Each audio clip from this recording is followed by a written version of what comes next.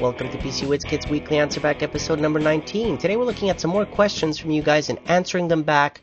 Starting with laptop cooling, what do I recommend? Well, get a laptop pad that has a fan in it, basically. And this is the Glacial Tech X-Wing, for example, that runs very quiet, has a whole bunch of different features with it, but the bottom line is it will decrease the temperature of your laptop overall by a couple of degrees, okay, Celsius. So that's not bad at all if you're looking for something quick and dirty to cool it down.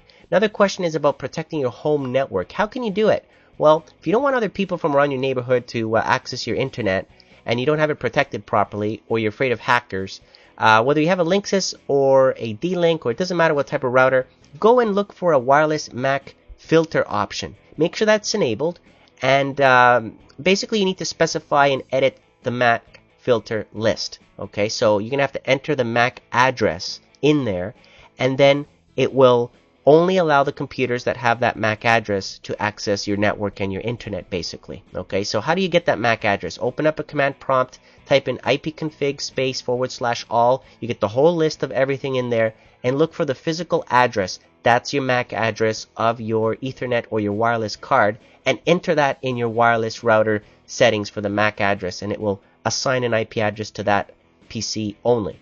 Another question is about upgrading your Dell, HP, or Compaq.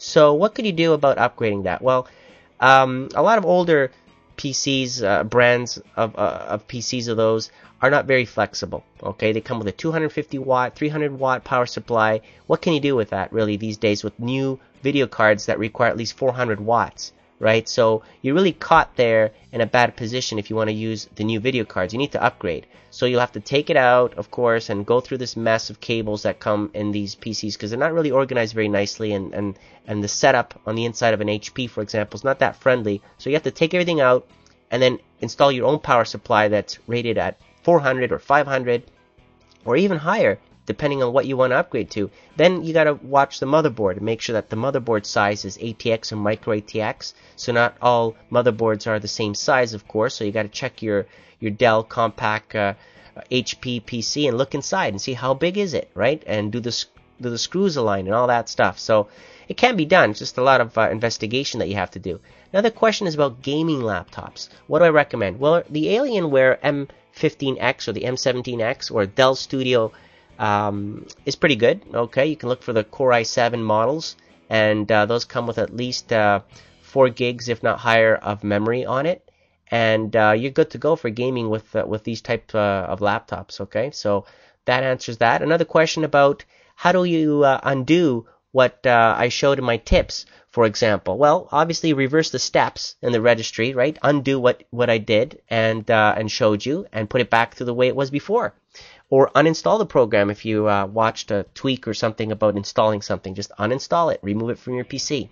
Another question I got from you is about using memory that is rated higher than what the motherboard or the CPU manufacturers recommend. Well, for AMD, for example, they state that there's a limitation of 1333 megahertz for these AM3 DDR3 motherboard and CPU combinations. So that limitation basically doesn't mean that you can't install a 1600 megahertz rated RAM. You can get a kit that's 1600. What happens is that when you usually install it, you install it and set it up to run at 1333.